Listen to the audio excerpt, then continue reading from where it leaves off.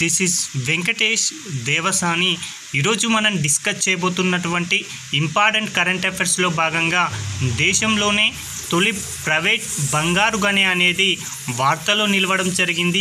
ఇది ఏ రాష్ట్రంలో ఏర్పాటు చేయడం జరిగింది, ఏ సంస్థ దీనిని అభివృద్ధి చేస్తుంది అనేది మనకి ఎగ్జామ్ పాయింట్ ఆఫ్ వ్యూలో చాలా ఇంపార్టెంట్ కాబట్టి గుర్తుంచుకుందామండి. దేశంలోనే తొలి ప్రైవేట్ బంగారు గనిని ఆంధ్రప్రదేశ్ రాష్ట్రంలో ఉన్నటువంటి కర్నూలు జిల్లా తుగ్గలి మండలం జొన్నగిరి గ్రామంలో ఈ యొక్క గనిని అయితే ఏర్పాటు చేయబోతున్నారు. ఈ యొక్క గనిలో 2024 డిసెంబర్ నుంచి ఇక్కడ బంగారాన్ని ఉత్పత్తి అనేది ప్రారంభించబోతున్నారు. ఈ యొక్క బంగారు గని కోసం దాదాపుగా 250 ఎకరాల భూమిని కూడా సేకరించడం జరిగింది. ప్రస్తుతం అయితే ఇక్కడ ట్రయల్ రూపంలో బంగారాన్ని ఉత్పత్తి చేస్తున్నారు. అయితే ఈ యొక్క సంవత్సరం 2024 డిసెంబర్ చివరి నాటికి ఇక్కడ బంగారం ఉత్పత్తి అనేది ప్రారంభం కాబోతుందని, ప్రతి సంవత్సరం కూడా 750 కిలో బంగారాన్ని ఉత్పత్తి చేయబోతున్నట్లుగా ఒక ప్రాథమిక అంచనా అయితే వేయడం జరిగింది. కాబట్టి ఈ యొక్క తొలి ప్రైవేటు బంగారు గనిని అభివృద్ధి చేస్తున్నటువంటి సంస్థ ఏది అంటే డెక్కన్ గోల్డ్ మైన్స్ లిమిటెడ్ అని గుర్తుంచుకుంటే సరిపోతుంది. కాబట్టి ఎగ్జామ్ పాయింట్ ఆఫ్ వ్యూలో ఏ విధంగా అడగడానికి అవకాశం ఉంది ఇక్కడ ప్రశ్నల రూపంలో అంటే, దేశంలోనే తొలి ప్రైవేట్ బంగారు గనిని ఏ రాష్ట్రంలో ఏర్పాటు చేశారని డైరెక్ట్గా ప్రశ్న అడగవచ్చు. కాబట్టి ఆంధ్రప్రదేశ్ అని గుర్తుంచుకుంటే సరిపోతుంది. ఇంకా ప్రత్యేకంగా గ్రామం అయితే జొన్నగిరి గ్రామం అని గుర్తుంచుకోండి. ఇక్కడ 750 కిలోల బంగారాన్ని ప్రతి ఏటా కూడా ఉత్పత్తి చేయబోతున్నారు. దీనిని అభివృద్ధి చేస్తున్న సంస్థ వచ్చేసి డెక్కన్ గోల్డ్ మైన్స్ లిమిటెడ్ అని గుర్తుంచుకుంటే సరిపోతుంది. మరొక అంశం అండి, వార్తల్లో నిలిచిన మరొక కీలకమైన అంశం, భారతదేశ 85వ గ్రాండ్ మాస్టర్ని ఇటీవల కాలంలో ఒక వ్యక్తి అవతరించడం జరిగింది. భారతదేశ 85వ గ్రాండ్ మాస్టర్గా ఎవరు అవతరించారు అనేది ఎగ్జామ్ పాయింట్ ఆఫ్ వ్యూలో చాలా ఇంపార్టెంట్. అలా 85వ గ్రాండ్ మాస్టర్ హోదాను దక్కించుకున్నటువంటి వ్యక్తి శ్యామ్ నికల్ అని గుర్తుంచుకోండి. ఇతడు తమిళనాడు రాష్ట్రానికి సంబంధించినటువంటి వ్యక్తి. ఓకేనా. భారతదేశ 85వ గ్రాండ్ మాస్టర్ హోదాను పొందినటువంటి వ్యక్తి ఎవరు అని డైరెక్ట్గా ప్రశ్న అడగడానికి అవకాశం ఉంది. కాబట్టి శ్యామ్ నిఖిల్ అని గుర్తుంచుకోండి. ఇతడు తమిళనాడు రాష్ట్రానికి సంబంధించినటువంటి వ్యక్తి. అయితే ఒక వ్యక్తి గ్రాండ్ మాస్టర్ హోదా దక్కాలంటే చెస్ ప్లేయర్ 250 ఎల్లో రేటింగ్ దాటడంతో పాటు 3 GM నార్ములను సాధించాలి. చాలా ఇంపార్టెంట్ అండి. ఎన్ని ఎల్లో రేట్ పాయింట్స్ను దాటాలి అని గతంలో అడగడం జరిగింది. కాబట్టి 2500 ఎల్లో రేటింగ్స్ దాటడంతో పాటుగా 3 GM నార్ములను కూడా ఒక వ్యక్తి సాధిస్తేనే అతడికి గ్రాండ్ మాస్టర్ హోదా అనేది దక్కుతుంది. ఈ యొక్క గ్రాండ్ మాస్టర్ హోదా దక్కడానికి శ్యామ్ నికల్ గతంలోనే 2 GMలను సాధించాడు. అదేవిధంగా 2500 ఎల్లో రేటింగ్లను కూడా 2012 సంవత్సరంలోనే సాధించడం జరిగింది. గ్రాండ్ మాస్టర్ హోదా పొందాలి అంటే మనం ఏమని చెప్పుకున్నాం, 3 GMలు సాధించాలని చెప్పుకున్నాం. కానీ శ్యామ్ నికల్ 2012లోనే 2 GMలను సాధించాడు. మరొక GMను సాధించడానికి సుదీర్ఘంగా 12 సంవత్సరాల పాటు ఎదురు చూడడం జరిగింది. 2024 సంవత్సరంలో Dubai police masters open chess టోర్నమెంట్లో ఈ యొక్క GM హోదాను దక్కించుకోవడంతో భారతదేశ 85వ గ్రాండ్ మాస్టర్గా అవతరించడం జరిగింది. కాబట్టి ఎగ్జామ్ పాయింట్ ఆఫ్ వ్యూలో చాలా ఇంపార్టెంట్ అండి. భారత 85వ గ్రాండ్ మాస్టర్ ఎవరు అంటే శ్యామ్ నికల్ అని గుర్తుంచుకోండి. ఇతడు ఏ రాష్ట్రవాసి అంటే మాత్రం తమిళనాడు అని గుర్తుంచుకుంటే సరిపోతుంది. ఇక మరికొన్ని అంశాలను గనక ఇక్కడే మనం తెలుసుకోవాల్సిన అవసరం అయితే ఉందండి. భారతదేశ తొలి గ్రాండ్ మాస్టర్ ఎవరు అని అడగడానికి అవకాశం ఉంది. కాబట్టి విశ్వనాథ్ ఆనంద్ గారండి 1988వ సంవత్సరంలోనే భారతదేశం తరపున తొలి గ్రాండ్ మాస్టర్గా అవతరించడం జరిగింది. అదేవిధంగా భారతదేశంలోనే అతి తక్కువ వయసులో గ్రాండ్ మాస్టర్ హోదా పొందినటువంటి వ్యక్తి ఎవరు అంటే గుకేష్ అని గుర్తుంచుకోండి. చాలా చాలా ఇంపార్టెంట్ అండి. ఇతడు యంగెస్ట్ ఏజ్లోనే గ్రాండ్ మాస్టర్ హోదాను దక్కించుకోవడం జరిగింది. ఇక ఎగ్జామ్ పాయింట్ ఆఫ్ వ్యూలో నేటి తరుణంలో ప్రశ్నలు ఏ విధంగా అడుగుతున్నారంటే, ఒకవైపు వారి యొక్క గ్రాండ్ మాస్టర్కు సంబంధించిన హోదాలు ఇచ్చి, మరొక వైపు ఆ యొక్క వ్యక్తులను ఇచ్చి సరైన వరుస క్రమంలో జతపరచండి అని అడగడానికి అవకాశం ఉంది. కాబట్టి చివరి 4 గ్రాండ్ మాస్టర్ హోదాలు పొందినటువంటి వ్యక్తుల గురించి మనం డిస్కస్ చేద్దామండి. 82వ గ్రాండ్ మాస్టర్గా ఉప్పల ప్రణీత్ అనేటువంటి వ్యక్తి నిలవడం జరిగింది. ఇతడు తెలంగాణ రాష్ట్రవాసి. అదేవిధంగా 83వ గ్రాండ్ మాస్టర్గా ఆదిత్య సుమంత్ గారు నిలవడం జరిగింది. ఇతడు మహారాష్ట్రకు సంబంధించిన వ్యక్తి. 84వ వ్యక్తి వైశాలి రమేష్ బాబు. ఇతడు తమిళనాడు అని గుర్తుంచుకోండి. ఇక 85వ వ్యక్తి శ్యామ్ నిఖిల్. ఇతడు తమిళనాడు రాష్ట్రానికి సంబంధించిన వ్యక్తి అండి. చివరి 2 వ్యక్తులను మాత్రం తప్పనిసరిగా గుర్తుంచుకోండి. 84 వచ్చేసి వైశాలి రమేష్ బాబు, 85 శ్యామ్ నిఖిల్. వీరిరువురు కూడా ఒకే రాష్ట్రానికి సంబంధించిన వారు. ఆ రాష్ట్రం వచ్చేసి తమిళనాడు రాష్ట్రం అని గుర్తుంచుకోండి.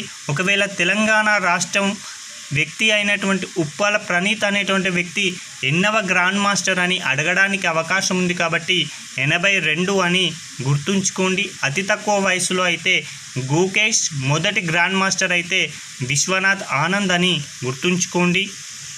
మరొక అంశం అండి, గంజాయి వినియోగాన్ని ఇటీవల కాలంలో ఒక దేశం చట్టబద్ధం చేయడం జరిగింది. కాబట్టి ఆ దేశం ఏది అని ఎగ్జామ్ పాయింట్ ఆఫ్ వ్యూలో అడగడానికి అవకాశం ఉంది. కాబట్టి గుర్తుంచుకోండి, ఇటీవల కాలంలో ఎండిన గంజాయి వినియోగాన్ని చట్టబద్ధం చేసినటువంటి యూరోపియన్ దేశం ఏది అంటే జర్మనీ దేశం అండి. జర్మనీ దేశం ఎండిన గంజాయి వినియోగాన్ని చట్టబద్ధం చేయడం జరిగింది. ఏ వయసు వారికి అంటే ఎవరైతే 18 సంవత్సరాలు నిండినటువంటి వ్యక్తులు ఉంటారో వారు 25 గ్రాముల వరకు కూడా ఈ యొక్క ఎండిన గంజాయిని తీసుకునే అవకాశాన్ని ఈ యొక్క జర్మనీ దేశం వారు కల్పించడం జరిగింది. ప్రతి ఇంటిలో 3 గంజాయి మొక్కలను కూడా పెంచుకునేటువంటి వెసులుబాటును కూడా జర్మనీ దేశం ఆ దేశ ప్రజలకు కల్పించడం జరిగింది. కాబట్టి ఎగ్జామ్ పాయింట్ ఆఫ్ వ్యూలో అడుగుతానండి, ఇటీవల కాలంలో ఏ దేశంలో గంజాయి వినియోగాన్ని చట్టబద్ధం చేయడం జరిగిందంటాడు. కాబట్టి జర్మనీ దేశం అని గుర్తుంచుకోండి. లేదా ఇటీవల కాలంలో ఏ యూరోపియన్ దేశం గంజాయి వినియోగాన్ని చట్టబద్ధం చేసింది అని అడుగుతాడు. కాబట్టి జర్మనీ దేశం అని గుర్తుంచుకుంటే సరిపోతుంది. ఈ యొక్క వినోద గంజాయిని చట్టబద్ధం చేసినటువంటి 3వ యూరోపియన్ యూనియన్ దేశమే జర్మనీ దేశం. అయితే ఈ యొక్క మొదటి 2 దేశాలు కూడా మనకి ఎగ్జామ్ పాయింట్ ఆఫ్ వ్యూలో చాలా చాలా ఇంపార్టెంట్ అండి. ఈ యొక్క వినోద గంజాయిని చట్టబద్ధం చేసినటువంటి మొదటి యూరోపియన్ దేశం మాల్టా, 2వ దేశం లగ్జంబర్గ్, 3వ దేశం జర్మనీ అని గుర్తుంచుకోండి. ఈ మాల్టా అనేటువంటి దేశం ఇటీవల కాలంలో వార్తల్లో నిలవడం జరిగింది. ఏ అంశం పరంగా అంటే ఇంటర్నేషనల్ సోలార్ అలయన్స్లో 119వ దేశంగా సభ్యత్వాన్ని కూడా తీసుకోవడం జరిగింది. కాబట్టి ఎగ్జామ్ పాయింట్ ఆఫ్ వ్యూలో గుర్తుంచుకోండి, ఇంటర్నేషనల్ సోలార్ అలయన్స్లో 2024 మార్చిలో సభ్యత్వం తీసుకున్న దేశం ఏది అని డైరెక్ట్గా ప్రశ్న అడగవచ్చు. కాబట్టి మాల్టా దేశం అని గుర్తుంచుకుంటే సరిపోతుంది. ఇప్పటివరకు మనం యూరోపియన్ దేశం అంటున్నాం. కాబట్టి ఈ యొక్క యూరోపియన్ దేశాలు కలిసి ఒక యూనియన్ను కూడా ఏర్పాటు చేసుకోవడం జరిగింది. అదే యూరోపియన్ యూనియన్ అని గుర్తుంచుకోండి. దీనిని 1993 సంవత్సరంలో ఏర్పాటు చేయడం జరిగింది. దీని యొక్క ప్రధాన కార్యాలయం ఎక్కడ ఉంది అంటే బ్రస్సెల్ అని గుర్తుంచుకోండి. ఇందులో మొత్తంగా 27 దేశాలకి సభ్యత్వాన్ని కల్పించడం జరిగింది. చివరిగా యూరోపియన్ యూనియన్లో సభ్యత్వం తీసుకున్న దేశం వచ్చేసి క్రొయేషియా అని గుర్తుంచుకోండి. చాలా చాలా ఇంపార్టెంట్ అండి. ఈ ఈయూకి అంటే యూరోపియన్ యూనియన్కి 2012 సంవత్సరంలో నోబెల్ శాంతి బహుమతి కూడా లభించడం జరిగింది. ఇదండి గంజాయి వినియోగానికి సంబంధించినటువంటి ముఖ్యమైన అంశాలని మనం ఇక్కడ డిస్కస్ చేసుకోవడం జరిగింది. ఇక మరొక అంశం, మేఘాలయ రాష్ట్రానికి తొలి మహిళా డీజీపీగా ఇటీవల కాలంలో ఒక వ్యక్తి నియమితులు కావడానికి అవకాశం అనేది ఏర్పాటు కాబోతుంది. అది ఎప్పుడు అంటే 2024 మే 19వ తేదీన మేఘాలయ రాష్ట్రానికి ఒక మహిళా డీజీపీ కాబోతున్నది.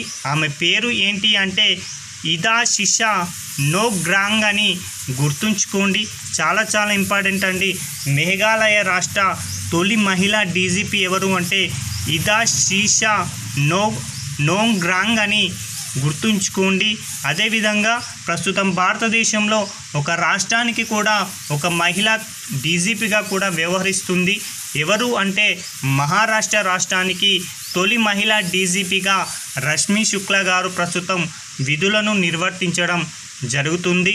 ఈ రష్మి శుక్లా గారే సశస్త్ర సీమా బల్కి తొలి మహిళా డీజీగా పనిచేయడం జరిగింది. అక్కడ ఎప్పుడైతే పదవీ కాలం ముగిసిందో ఆ తదుపరి ఆమెని మహారాష్ట్ర రాష్ట్రానికి తొలి మహిళా డీజీపీగా నియమితులు చేయడం జరిగింది. కాబట్టి ఎగ్జామ్ పాయింట్ ఆఫ్ వ్యూలో చాలా చాలా ఇంపార్టెంట్ అండి. ఇక మరొక అంశం అండి, దేశంలో ఎన్ఆర్ఐ ఓట్లు కలిగిన రాష్ట్రాల గురించి ఇటీవల కాలంలో కేంద్ర ఎన్నికల సంఘం వారు ఒక సమాచారాన్ని అయితే విడుదల చేయడం జరిగింది. కేంద్ర ఎన్నికల సంఘం వారు వెల్లడించినటువంటి సమాచారం ప్రకారం దేశంలో అత్యధికంగా ఎన్ఆర్ఐ నాన్ రెసిడెన్సీ ఇండియన్స్ ఓట్లు కలిగిన రాష్ట్రాలను ప్రకటించడం జరిగింది. కాబట్టి దేశంలో అత్యధికంగా ఎన్ఆర్ఐ ఓట్లు కలిగినటువంటి రాష్ట్రాలను కనుక పరిశీలిస్తే మొదటి స్థానంలో కేరళ ఉండగా, రెండవ స్థానంలో ఆంధ్రప్రదేశ్, మూడవ స్థానంలో మహారాష్ట్ర, నాలుగవ స్థానంలో తమిళనాడు, ఐదవ స్థానంలో తెలంగాణ ఉండడం జరిగింది. కాబట్టి దేశంలో అత్యధికంగా ఎన్ఆర్ఐ ఓట్లు కలిగినటువంటి రాష్ట్రం ఏది అని ఎగ్జామ్లో డైరెక్ట్గా ప్రశ్న అడగడానికి అవకాశం ఉంది. కాబట్టి కేరళ అని గుర్తుంచుకోండి. అదేవిధంగా 2024లో జరిగిన 18వ లోక్సభ ఎన్నికల్లో ఓటు హక్కు కోసం నమోదు చేసుకున్నటువంటి ఎన్ఆర్ఐలు ఎంతమందిగా ఉన్నారు అంటే 1,18,000 మంది ఓటర్లు ఎన్ఆర్ఐలు తమ యొక్క ఓటు కోసం నమోదు చేసుకోవడం జరిగింది. ఇది 2019 కంటే ఏకంగా 65% అధికమని గుర్తుంచుకోండి. అదే ఎన్ఆర్ఐ అంటున్నాం కాబట్టి 2003 సంవత్సరం నుంచి కూడా ప్రతి సంవత్సరం మనం జనవరి 9వ తేదీన ప్రవాస్ భారతీయ దివాసుని జరుపుకోవడం జరుగుతుంది. కాబట్టి జనవరి 9 ప్రత్యేకత ఏంటి అంటే ప్రవాసి భారతీయ దివాస్. ఈ యొక్క జనవరి 9 1915లోనే గాంధీజీ గారు దక్షిణాఫ్రికా నుంచి భారతదేశానికి రావడం జరిగింది. కాబట్టి ఆ యొక్క జనవరి 9కి గుర్తుగానే ప్రతి ఏటా కూడా ఎన్ఆర్ఐ డేగా మనం నిర్వహించుకోవడం జరుగుతుంది. ఇవండి ఈ రోజుకు సంబంధించిన ముఖ్యమైన కరెంట్ అఫైర్స్. Thank you.